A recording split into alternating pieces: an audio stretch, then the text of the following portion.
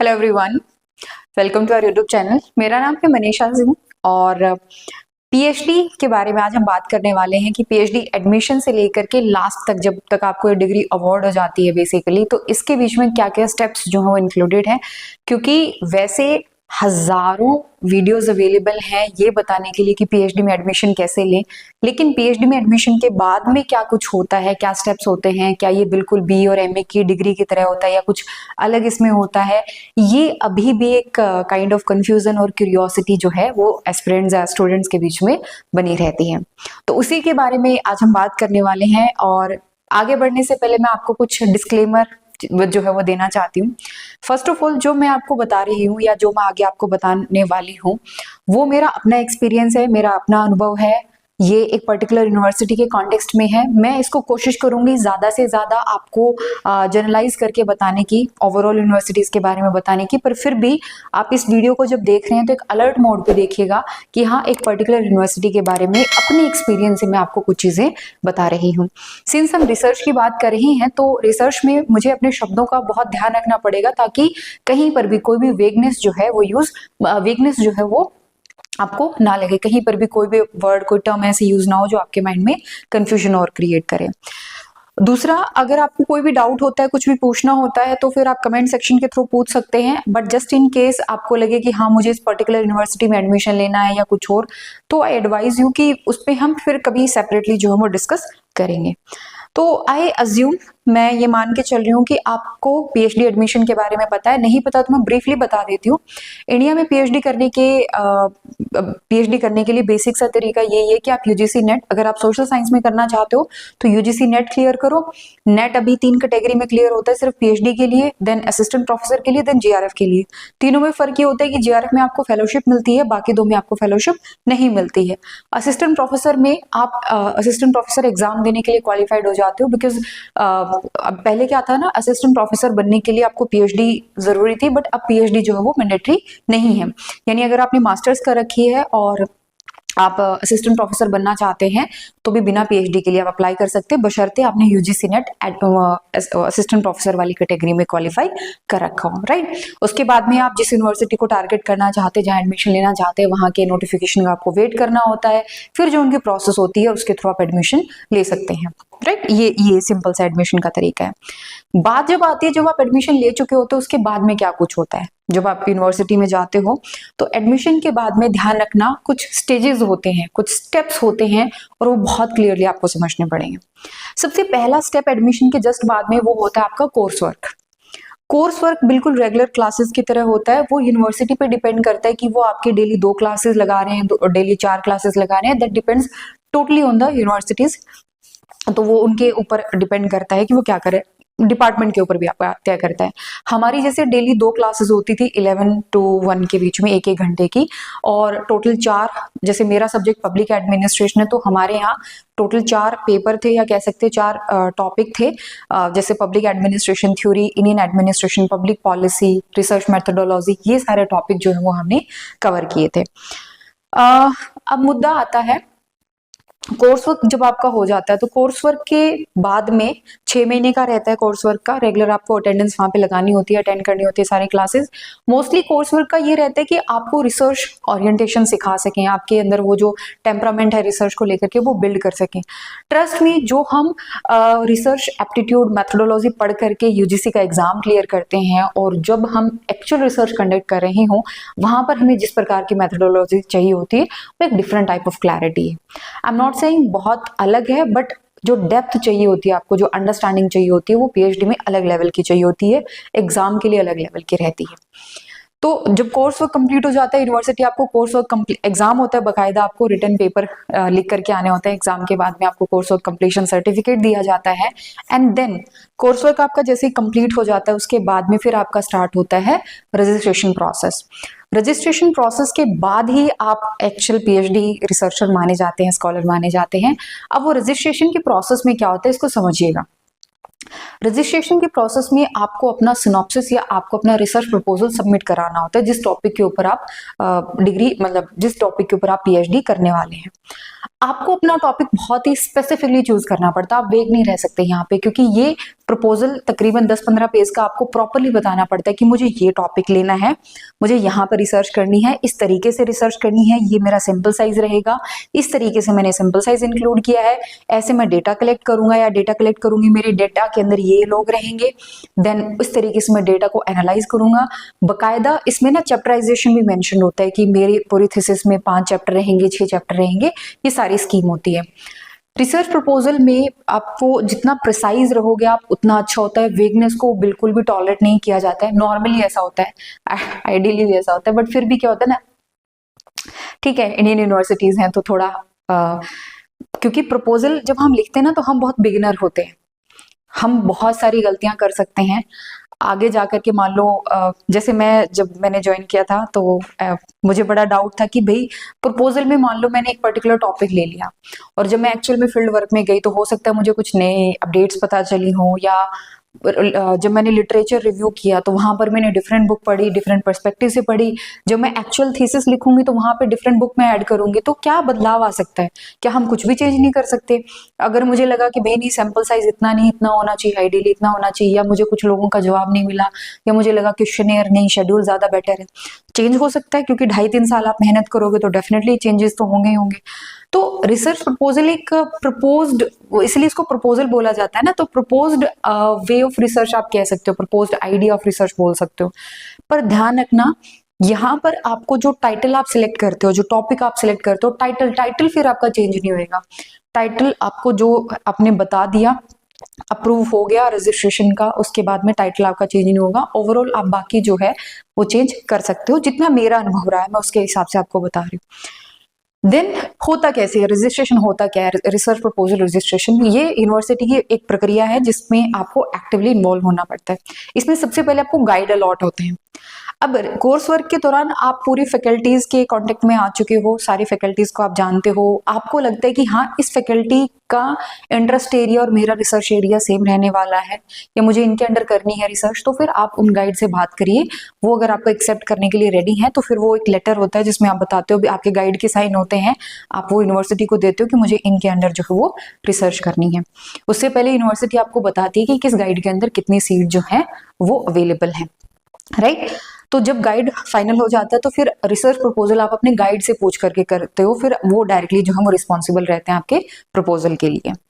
Research proposal में guide allot होने के बाद में, सॉरी पीएचडी रजिस्ट्रेशन में गाइड अलॉट होने के बाद में देयर आर 2 स्टेप्स, ध्यान से समझिएगा। 2 स्टेप्स होते हैं, एक होती है आरएसी और एक होती है डीआरसी। आरएसी होती है यूनिवर्सिटी में आपको जो गाइड मिला है, जो सुपरवाइजर आपको मिले हैं, वो अपने अलावा 2 और लोगों को एक तरीके से नॉमिनेट कर लो, या एक कमेटी बनती है 3 प्रोफेसर की कमेटी बनती है, जिसमें से एक आपके गाइड रहेंगे, 2 लोग और रहेंगे।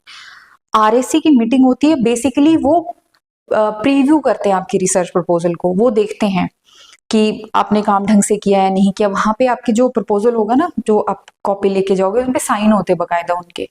एंड ध्यान रखना ये जो आरएसी होता है ना, आरएसी की जो कॉम्पोजिशन होती है ये आपके गाइड पे डिपेंड करती है। दूसरा, ये कॉम्पोजिशन लास्ट तक रहेगी, जब तक आप अपनी पीएचडी कंप्लीट नहीं कर लेते, आरएसी जो वो सेम रहेगी, ये ध्यान रखना। दूसरी होती है डीआरसी। डीआरसी डिपार्टमेंट की तरफ से होती है। डीआरसी में आपके HOD, senior most professor, VC nominated जो भी पर्सन है वो, यानी यूनिवर्सिटी की तरफ से एक स्कॉलर, एंड आई थिंक 4 या 5 लोग इसमें होते हैं। हमारे केस में 4 लोग थे, हाँ 4 लोग थे, बट मोस्टली वो एचओडी और यूनिवर्सिटी पे डिपेंड करता है, 5 लोग भी हो सकते हैं, बट ये सीनियर मोस्ट लोग होते हैं। और ये आपके टाइटल को, आपके रिसर्च को बहुत ही मतलब वो कहते हैं ना क्रिटिकल वे से देखेंगे कि आप रेडी हो या नहीं हो इस टॉपिक को लेकर के।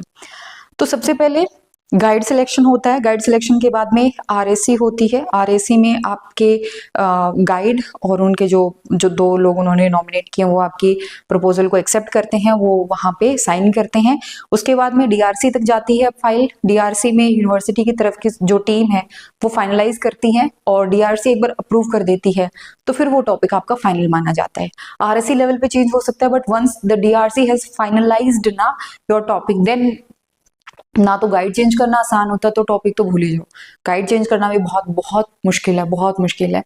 टॉपिक तो फिर आपको उसी के साथ रहना पड़ता है। बट ट्रस्ट मी, टॉपिक के अलावा बाकी जो चीजें हैं ना, इंट्रोडक्शन हो सकता है, रिव्यू ऑफ लिटरेचर हो सकता है, then research problem, assumptions, questions, research questions, definitely वो भी आप चेंज कर सकते हो। बट मेरा ये मानना है जितनी मेहनत आप कोर्स वर्क और प्रपोजल के टाइम पे करोगे ना, उतना ही अच्छा रहेगा। रिसर्च में, फील्ड वर्क में आपको काम करना बहुत आसान रहेगा। उसके बाद में क्या होता है ना, जब हो चुका है फिर आपके और गाइड के बीच की बात रहती है। जब डीआरसी हो चुकी है, देन आपकी फाइल वगैरह सारी सबमिट हो चुकी है एक्चुअल रजिस्ट्रेशन होने के बाद में, उसके बाद में फिर आपके और आपके गाइड की बात रहती है। वो चाहें तो आपको भाई वो बताएंगे क्या क्या स्टेप्स है। जैसे पहले वो आपको बोलेंगे कि भाई एग्जिस्टिंग लिटरेचर उसको रिव्यू करो, ये पढ़ो। देन आपको फील्ड वर्क कब करना है, वो टाइमलाइन सारा जो है वो आपके गाइड के साथ में आप तय करते हो कि मुझे इस टाइमलाइन तक ये कंप्लीट करना है। बट नॉर्मली ये होता है कि पहले आप एग्जिस्टिंग लिटरेचर पढ़ते हो, आप रिसर्च गैप निकालते हो, वीकनेस देखते हो, फिर आप पूरा वो कहते हैं ना फ्रेमवर्क तैयार करते हो फील्ड वर्क के लिए, क्वेश्चन, शेड्यूल, इंटरव्यू क्वेश्चन सब कुछ तैयार करते हो, सैंपल साइज निकालते हो, कहाँ कब विजिट करना है। और इसमें फिर आपके 3-4 साल जितना आप टाइम लगाना चाहते हो, नॉर्मली 2-3 साल तो आराम से लग ही जाते हैं। तो ये सारा स्टेप रहता है। इसी बीच में ध्यान रखना, हर 6 महीने में आरएसी होती है। आरएसी याद आए ना, आपके गाइड 2 लोग और आरएसी हर 6 महीने में होगी। वो बताएगी कि आपके वहां पे आपको अपडेट करना पड़ेगा कि आपने इन 6 महीनों में क्या कुछ किया। जब आपका थीसिस सबमिशन होगा, मतलब 2 साल आपने लगाए, 2 साल में आपने अपनी रिसर्च कंप्लीट करके दे दी, तो मिनिमम यूनिवर्सिटी की अपनी रिक्वायरमेंट होती है। कुछ यूनिवर्सिटीज कहती है कि 4 आरएसी होनी चाहिए, यानी मिनिमम 2 साल आपको चाहिए। कुछ डिमांड करती है कि 6 आरएसी होनी चाहिए, यानी मिनिमम 3 साल आपको चाहिए रिसर्च करने के लिए। आपको फिर वो काइंड ऑफ वो रिव्यू की तरह रहता है। आप इन बिटवीन चेंज कर सकते हैं, कुछ अपडेट कर सकते हैं। ड्राफ्ट में आपको लगे नहीं लॉजिकली नहीं जा रहा है, कुछ चेंज करना, वो आरएसी जो वो आपको गाइड करती है, बट मोस्टली आपके गाइड के ऊपर रहता है। इसी बीच में आपको कहा जाता है कि जिस टॉपिक पे आप रिसर्च कर रहे हो, अब आपको अच्छा खासा एक्सपीरियंस हो चुका है, आप लिटरेचर पढ़ चुके हो, then it is suggested to you कि you can start writing research paper. तो उस टॉपिक के अराउंड आप रिसर्च पेपर लिखना स्टार्ट कर सकते हो। ये टिपिकल पीएचडी जर्नी है इंडियन यूनिवर्सिटी के अंदर। अब कुछ यूनिवर्सिटीज बहुत सीरियसली लेती है रिसर्च को, तो वो कोशिश करती हैं कि जितना हो सके रूल्स के हिसाब से काम किया जा सके। कुछ जो है उनको लगता है नहीं, सोशल साइंस को थोड़ा सा मतलब वहाँ पे अलग तरीके का सिस्टम होता है यूनिवर्सिटी का, आप कह सकते हो इंस्टीट्यूशनल जो एनवायरनमेंट है, that can very. But advise बोलूंगी मैं एज अ पीएचडी स्कॉलर, आपको बहुत क्लियर होना चाहिए कि आप पीएचडी क्यों कर रहे हो, बहुत क्लियर होना चाहिए। अगर आप पीएचडी सिर्फ डिग्री के लिए कर रहे हो, और वो गलत बात नहीं है, ओके, वो गलत बात नहीं कह रही हूँ मैं कुछ डिमीन करने की कोशिश नहीं कर रही हूँ, बट आपको क्लियर होना चाहिए आप पीएचडी कर क्यों रहे हो। आप सिर्फ फेलोशिप के लिए कर रहे हो कि चलो ठीक है जीआरएफ हिट कर लिया, पीएचडी में एडमिशन ले लिया, तब तक हम साइड गवर्नमेंट जॉब की तैयारी कर रहे हैं, 5 साल अपनी फेलोशिप तो आएगी, ये पर्पज है। ये सिर्फ डिग्री के लिए चाहिए, या सिर्फ वो होता है ना डॉक्टर नाम चाहिए, ये इसके लिए चाहिए, या फिर सीरियसली रिसर्च करनी है, क्योंकि वो जो क्यूरियोसिटी होती है ना फिलॉसफी की, इन डेप्थ क्यूरियोसिटी जो होती है, उसको फुलफिल करना है। डिफरेंशिएट करके चलना, क्योंकि दोनों में बहुत फर्क आएगा, आपकी रिसर्च क्वालिटी में बहुत फर्क आएगा। और ट्रस्ट मी, आपके गाइड, आपके टीचर्स, आपके प्रोफेसर्स, आपका पूरा डिपार्टमेंट इस चीज को ऑब्जर्व करते हैं। ओके, कोर्स वर्क के दौरान आपका क्या कैलिबर है, किस प्रकार की रिसर्च आप करने के लिए रेडी हैं, ये डिपार्टमेंट भी देखता है। जब हम उनको देख रहे होते हैं ना कि कौन सा गाइड हमारे हिसाब से सही है, तो वो भी हमें इवेलुएट कर रहे होते हैं कि कौन सा स्टूडेंट जो है वो किस प्रकार की रिसर्च कॉन्ट्रीब्यूट करता है। There is no standard way of doing a research. कोई ये कहे qualitative, mixed method, quantitative, explorative, descriptive, नहीं, बहुत सारी हो सकती हैं। रिसर्च हमेशा आपके रिसर्च क्वेश्चन पर डिपेंड करती है, आप क्या मतलब आप किस चीज का जवाब ढूंढना चाह रहे हैं। ओके किस चीज का जवाब आप ढूंढना चाह रहे हैं, इस पे डिपेंड करती है कि आपकी रिसर्च किस तरीके की होगी। ओके तो ये था ये जर्नी समझाने के लिए कि किस तरीके से होता है after admission till your degree is awarded. Degree award करने के लिए वो जितना रजिस्ट्रेशन का होता है उतना ही फिर अवॉर्ड करने के टाइम होता है, आपका प्रॉपर वाइवा होता है, सबमिशन होता है, प्लेगरिज्म वगैरह सब कुछ चेक किया जाता है, वो फिर अलग प्रोसेस होती है जो हम आने वाले टाइम पे इस जर्नी में मैं आपको कोशिश करूंगी जो स्टेप्स हैं उनको मैं क्लियरली आपको एक्सप्लेन कर पाऊँ।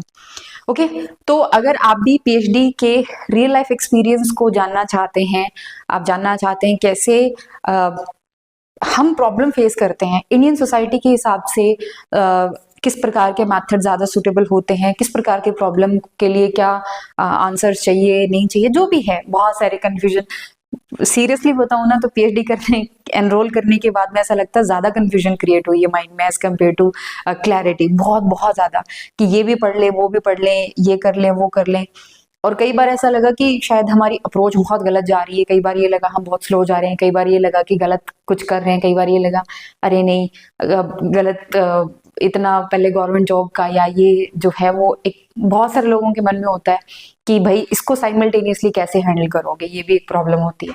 तो मैंने इसलिए कहा ना आपको क्लियर होना चाहिए आप पीएचडी क्यों कर रहे हो, क्योंकि पीएचडी आपको डेफिनेटली नए चैलेंजेस थ्रो करेगी आपके सामने। जब आपको क्लैरिटी होती है कि आप क्यों कर रहे हो तो आप उन चैलेंजेस को टैकल करने के लिए, उनको हैंडल करने के लिए आप मेंटली प्रिपेयर रहते हो। पर ठीक है ना, ऐसा कुछ ना तो मैं बहुत इसको ये कहती हूँ कि भाई करनी ही चाहिए।